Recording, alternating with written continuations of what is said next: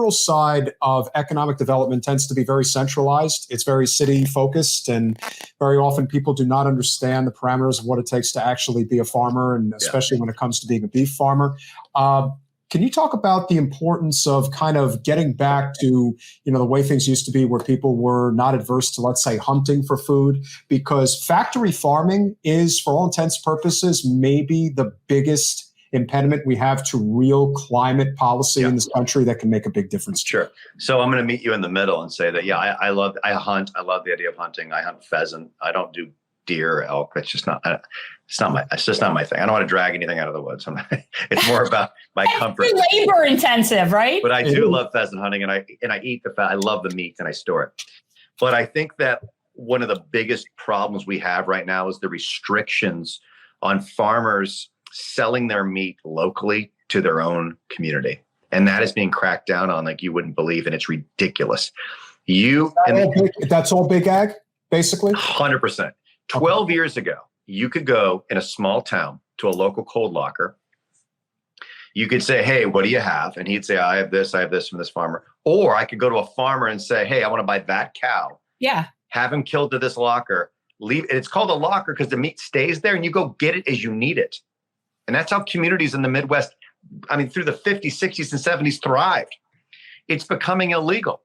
They don't want you getting meat. There was an Amish guy arrested for selling eggs and chicken like 2 weeks ago. And they're cracking down on you buying off the farm. That's absurd. That's the first biggest key that we have a major problem. And that is all big ag. That is all big beef. There's no question.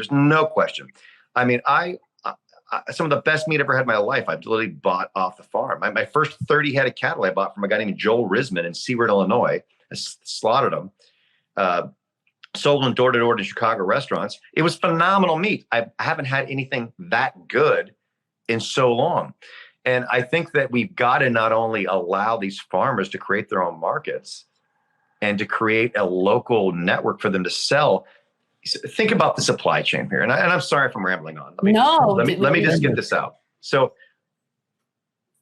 Farmer Bob in South Dakota has 500 head. He's going to sell them to an auction yard. Auction yard's going to sell them to JBS.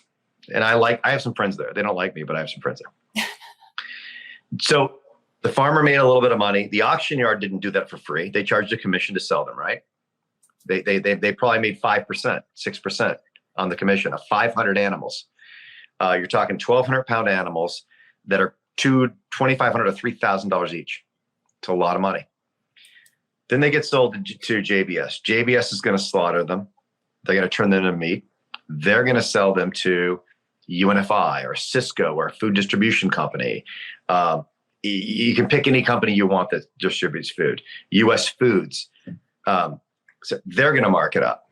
Okay, they're going to get 13%. So you're going to get probably $200 an animal, or you're going to get maybe, Packers don't make a lot of money, about 8%, but they do billions of dollars. 8% of $1 billion is a lot of money.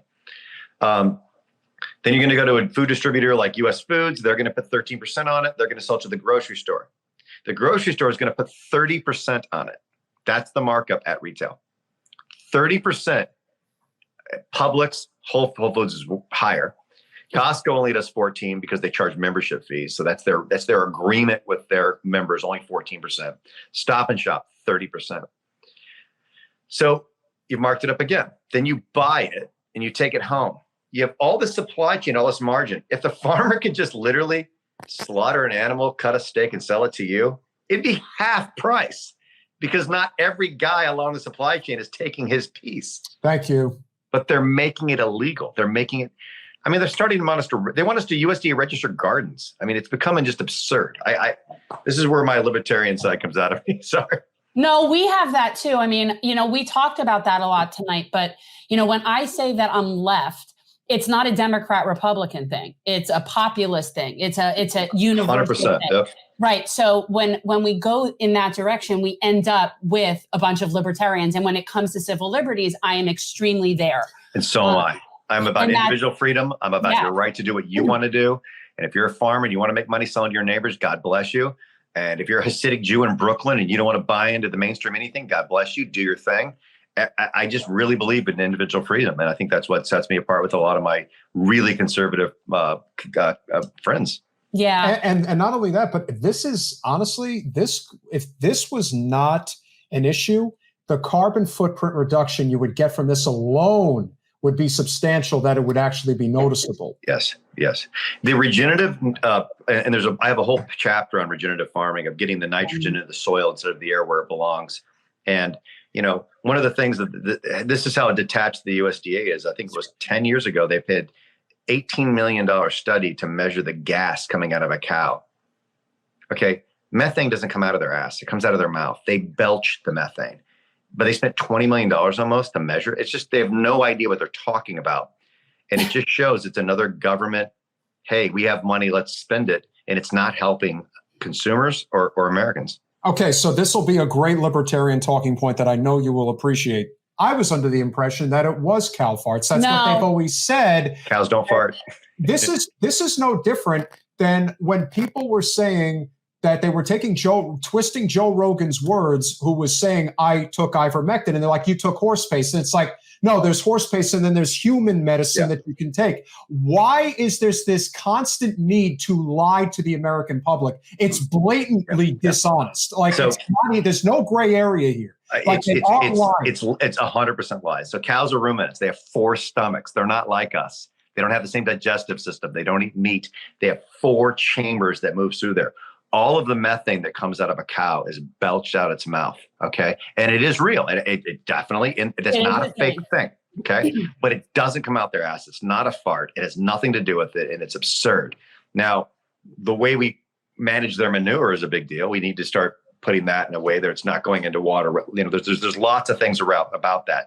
But you're right. It's one of the biggest lies in the world, where we're told a little bit of a fact and everyone just goes with it and thinks it's gospel.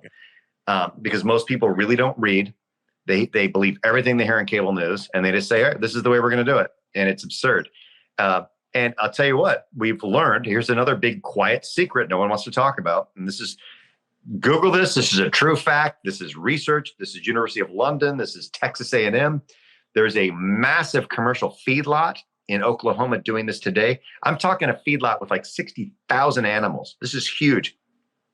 You can feed dehydrated seaweed to cattle in small pellet forms. Yeah. And it reduces their output of carbon by like 60%. Yeah. I mean, massively. I saw that. You definitely had some, I even made notes of the things that we can do that can change it. But quite honestly, if the animals were all eating grass, we wouldn't have this situation that we're in right now. It would be significantly less of a problem. The water used to grow the corn to feed the cattle, waste. The corn going into the cattle that just does a quick gain and doesn't add any nutrients. The amount of nutritional iron, zinc, and there's all sorts of different minerals when a grass-fed animal is processed. All we're doing is we're ruining good beef that could be easily grown on CRP land, and I think. Look, I've reduced my red meat intake. I not because of any moral thing. I just think for my health, my own thing. I just don't think I need that much. I love protein. I do still eat a little chicken. A ton of fish. Love raw fish. But if we could get back to, I'm going to call it steak or beef, red meat being the exception, not the norm, not the everyday. Right. I mean, it's an indulgence. To me, steak, my Thursday night steak is chocolate cake. It's not something I'm doing every day. It's like bourbon and a cigar. I like it. Is it great for me? No, but I really enjoy it. I like the charge you get out of it. But I don't have anything else with it. I just have the steak. I don't have salad, potato, nothing. So I really believe truly that if we could make beef I don't mean luxury as an expensive, but as an occasional thing we do because it makes you feel good. I just met a woman named what's her name? Susie Cameron. She wrote a book called One Meal a Day, and she's like, just take one meal a day and go plant-based, just one. If you could, it's literally 200,000 gallons of water a year. It's like driving.